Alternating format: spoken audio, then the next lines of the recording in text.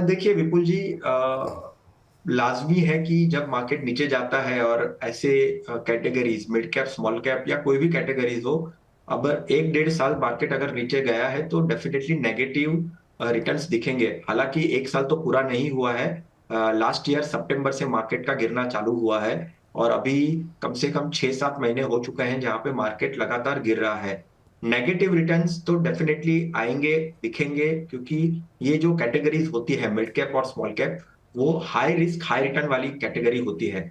तो इसीलिए हमारी सलाह यही होती है कि जब आपको पोर्टफोलियो बनाना है तो डाइवर्सिफाइड पोर्टफोलियो बनाइए, जिसपे आप लार्ज कैप रखिए, लार्ज एंड मिड कैप रखिए, फ्लेक्सी कैप रखिए, मल्टी कैप रखिए, हाइब्रिड फंड्स रखिए। Right, mid cap small cap stand alone funds आपको रखने हैं तो आपकी स्ट्रेटेजी क्लियर होनी चाहिए कि कम से कम मैं इसको 15 से 20 साल रखूंगा।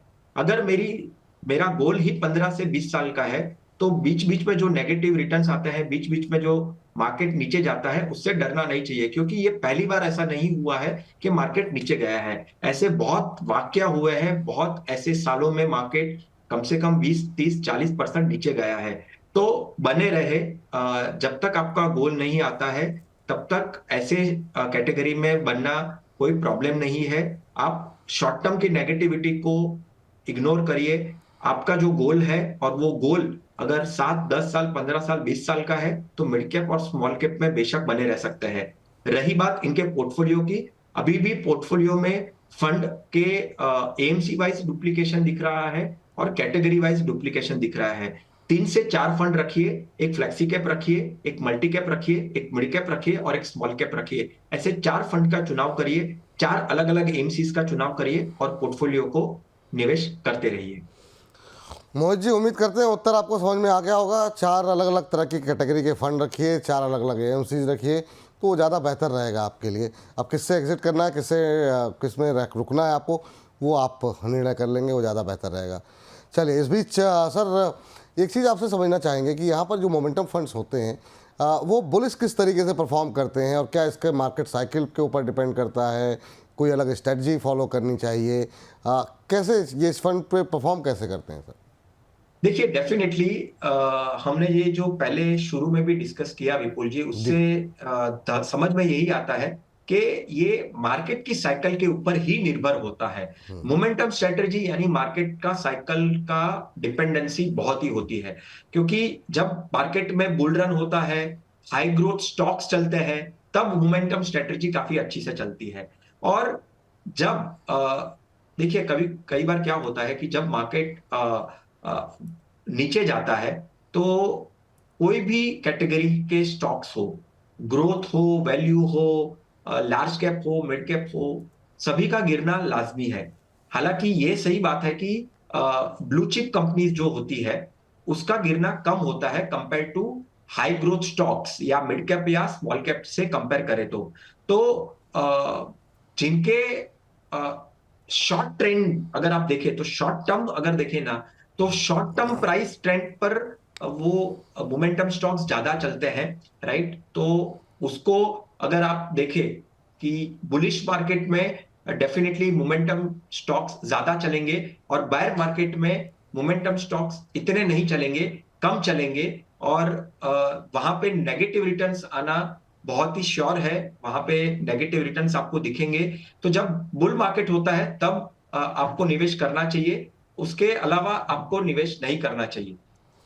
ठीक है सर, इस पर थोड़ा सा और डिटेल में बात करेंगे आपसे, लेकिन विकास तिवारी जी जानना चाह रहे हैं कि क्या sir mutual fund demat account से लेना ठीक रहता है या नॉन डीमैट मोड से? लंबे समय के लिए कौन सा तरीका ठीक रहता है? प्लीज़ मार्गदर्शन करें। तो ये जो नए नए लोग आ रहे हैं सर, बहुत लोगों के मन में राइट, बहुत सारे सवाल रहते हैं, राइट। तो ये जो आपका डीमैट अकाउंट है उससे ही अटैच करके लें या फिर अलग तरीके से लें? नहीं देखिए, जी। ऐसा कुछ नहीं है विपुल जी। आप डीमैट और नॉन डीमैट दोनों में निवेश कर सकते हैं। जी। नॉन डीमैट में जब आप निवेश करते हैं तब आपका जो आपको सहूलियत है वो काफी अच्छी मिलती है। डीमैट में बहुत सारे रिस्ट्रिक्शंस कभी कभी आ जाते हैं म्यूचुअल फंड्स के पॉइंट ऑफ व्यू से। नॉन डीमैट में आपको परचेज करना है, रिडेम्पशन करना है, काफी अच्छी तरीके से आपको उसमें फैसिलिटीज मिल जाती है, काफी प्लेटफॉर्म्स भी अवेलेबल है। डीमैट में जब आप करते हैं तो थोड़ा सा रिस्ट्रिक्शन होता है। अगर आप ऑनलाइन असिस्टेंस ऑनलाइन असिस्टेंस आपको अगर नहीं मिलता है तो दिक्कत आ सकती है डिमेट वाले में। तो नॉन डिमेट में रहना काफी अच्छा रहेगा, और मैं मेरे हिसाब से सजेस्ट करूंगा कि आप नॉन डिमेट में ही म्यूचुअल फंड्स में निवेश करिए।